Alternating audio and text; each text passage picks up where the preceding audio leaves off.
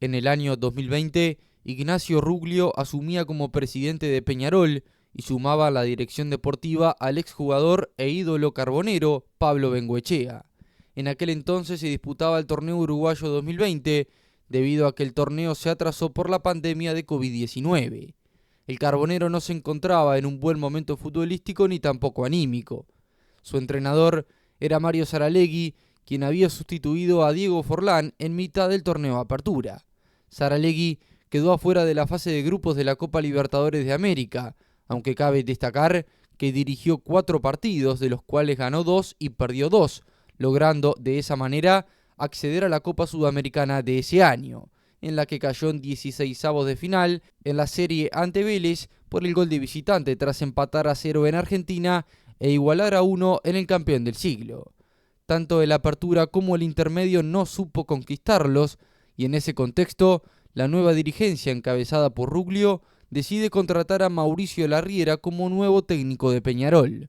El entrenador había tenido pasajes por Sol de América, Racing Uruguayo, Defensor Sporting, Al-Wakrah, Godoy Cruz, O'Higgins, Danubio y Wanderers. En dichos clubes, Larriera propuso una idea de juego que no se asemejaba a la identidad del carbonero. Por ese motivo, generaba algo de desconfianza en la gente. Quería imponer un estilo que tenía como bandera la posesión de la pelota, la creación de buen fútbol y descartar el famoso ganar como sea. Aquí importaban las formas. Este tipo de entrenadores con esta filosofía no siempre logran resultados positivos de la noche a la mañana, sino que es un estilo de trabajo que generalmente se ve a largo plazo, y así fue. Empezaba el 2021 y se debía jugar el torneo Clausura 2020. Además, uno de los principales objetivos era acceder a la Copa Libertadores de América, algo que desde lo deportivo es una obligación para Peñarol, pero también desde lo económico tiene suma importancia. El Clausura comenzaba con un empate ante Cerro en el Trócoli, partido que dejó muchas dudas, las que se agudizaron tras perder 2-1 frente a Defensor en condición de local. La primera victoria del ciclo la obtuvo en Jardines del Hipódromo, 1-0 frente a Danubio, con gol de Matías Britos. A dicho partido le siguió su primer clásico, el que igualó a 0 en el campeón del siglo. Peñarol no encontró un estilo de juego que le diera resultados, fue muy irregular durante todo el campeonato y lo culminó en el segundo lugar con 29 puntos, ganando 8 partidos, empatando 5 y perdiendo 2. Quedó a 5 puntos del campeón Liverpool, y si bien los números no son tan malos, sino que las formas, la poca solidez defensiva y la poca cantidad de goles a favor hacían pensar que Larriera no era el indicado. Además, Peñarol no iba a participar de la Copa Libertadores 2021. Respaldado por Ruglio y Pablo Bengoechea, el ex técnico de Racing siguió en el cargo. Tras la salida de Cristian El Cebolla Rodríguez, Jonathan Urreta Vizcaya, Fabián Stoyanov, Robert Herrera, Matías Britos y Luis Acevedo, y con la incorporación del mediocampista argentino Damián Musto, Pablo Cepelini, también con las vueltas de Agustín Canovio y Carlos Rodríguez, y sumado a Nicolás Chiapacase, quien era uno de los nombres más fuertes, el aurinegro se preparaba para encarar la Copa Sudamericana. Para acceder a fase de grupos, primero debía medirse a Cerro Largo.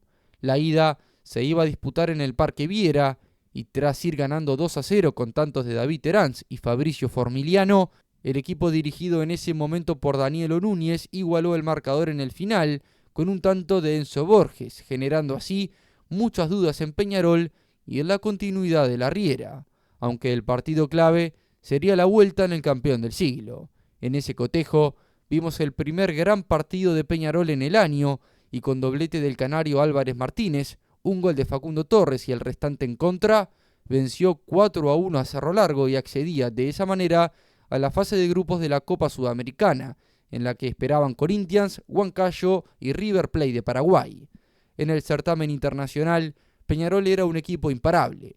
Luego de unos meses, Larriera impuso su característico estilo de juego, y con jugadores acorde a su idea, el aurinegro era una máquina.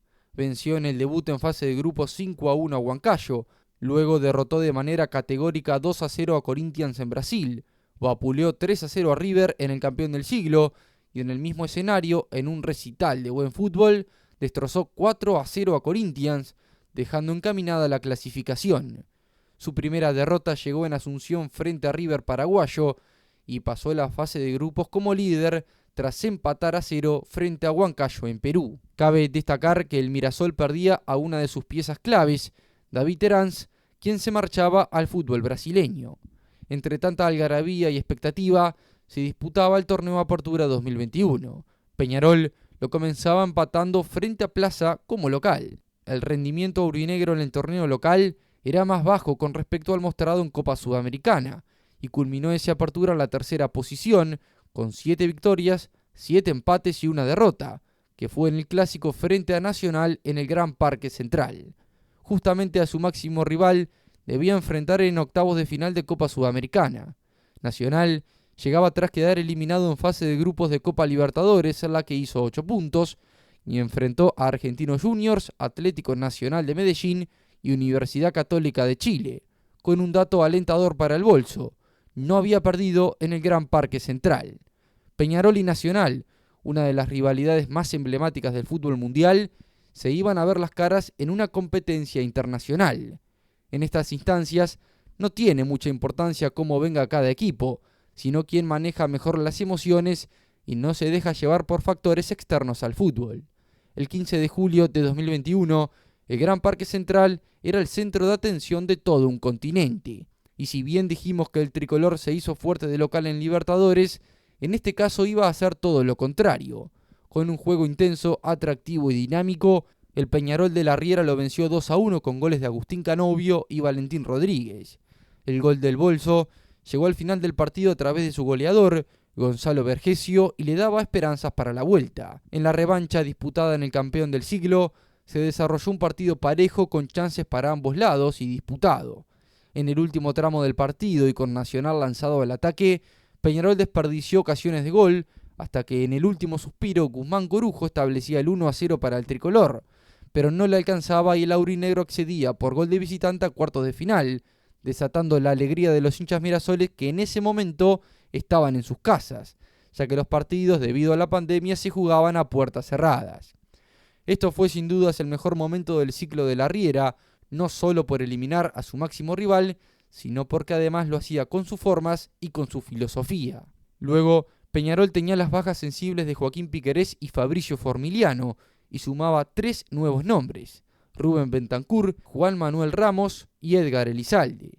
Como ya habíamos mencionado, Peñarol quedó tercero en el Apertura y debía poner todas sus fichas en Copa Sudamericana y Torneo Clausura. La ida por los cuartos de final del certamen internacional frente a Sporting Cristal fue un partido perfecto para los dirigidos por la Riera. Doblegaron al conjunto peruano con tantos de Agustín Álvarez Martínez, Facundo Torres y Walter Gargano, logrando un 3-1 como visitante que le permitía mirar con buenos ojos las semifinales. En la vuelta, que contó con el regreso del público a las canchas, con gol de Jesús Trindade, Peñarol era uno de los 4 mejores equipos de la Copa Sudamericana. Finalizando el mes de agosto, el aurinegro sumaba en sus filas a Ignacio La Quintana, procedente de Defensor Sporting, y a Nicolás Gaitán, futbolista argentino con buen pasaje en el fútbol europeo, que llegaba desde Sporting Braga de Portugal. Entre tantas bajas, altas y resultados importantes a nivel continental, el equipo de la Riera encaraba el torneo Clausura, que era su última gran chance de ser campeón uruguayo. Lo comenzó ganándole 2-1 a Plaza Colonia como visitante y posteriormente empató sin goles frente a Fénix. Entre semana debía enfrentar a Atlético Paranaense en la ida de las semifinales de la Copa Sudamericana. El cotejo comenzó de manera negativa, ya que Terans, ex jugador aurinegro, convertía de chilena, logrando el 1-0 parcial.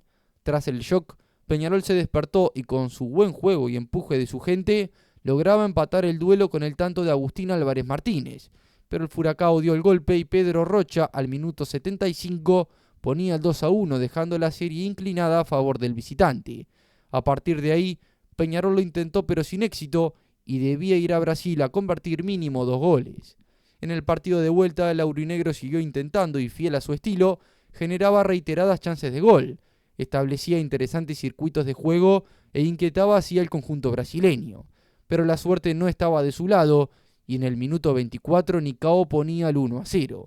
Aún así, Peñarol debía convertir 2 goles para empatar la serie y el tanto en contra no cambiaba demasiado las cosas, pero sí podía influir en lo anímico.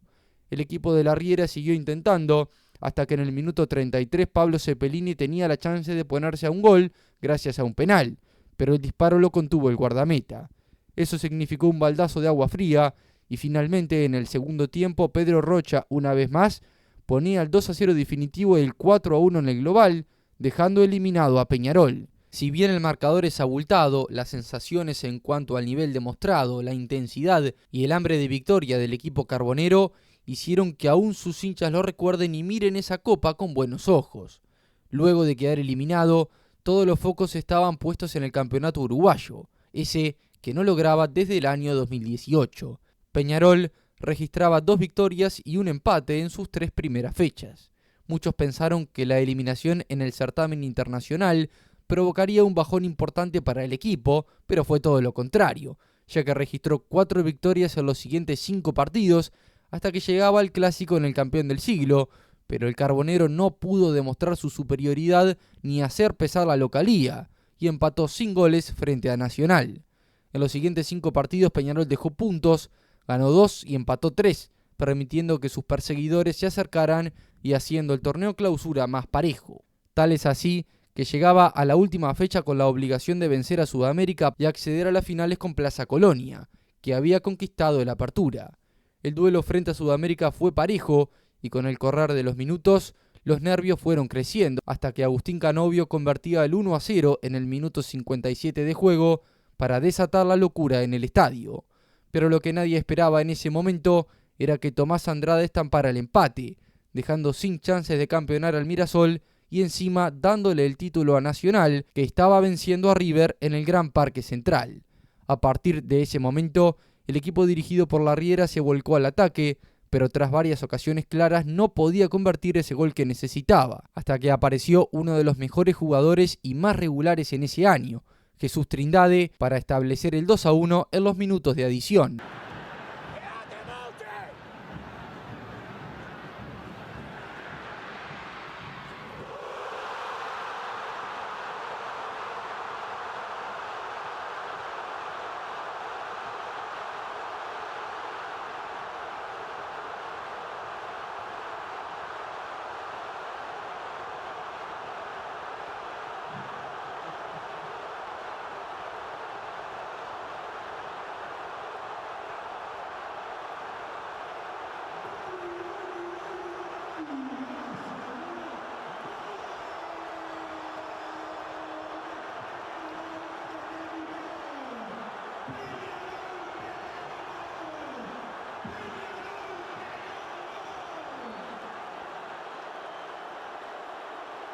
No conforme con eso, el ex Racing, unos minutos más tarde, sacó un zapatazo de larga distancia para poner el 3-1 definitivo con el que Peñarol, con su gente, lograra el torneo clausura, dándole así la chance de disputar las finales frente a Plaza Colonia. 2 viejos conocidos se enfrentaban. Recordemos que el equipo coloniense consiguió su primer campeonato clausura y celebró por primera vez en el Estadio Campeón del Siglo, siendo el primer equipo en coronarse en dicho escenario en el año 2016. Posteriormente a las finales Peñarol derrotaba en aquella ocasión al Pata Blanca y festejó el uruguayo, pero aquí la historia era otra. El Estadio Centenario recibía a los campeones del año. En un partido parejo, Plaza se puso en ventaja gracias a un polémico penal convertido por Renzo López. El empate carbonero llegó gracias a una anotación de Facundo Torres.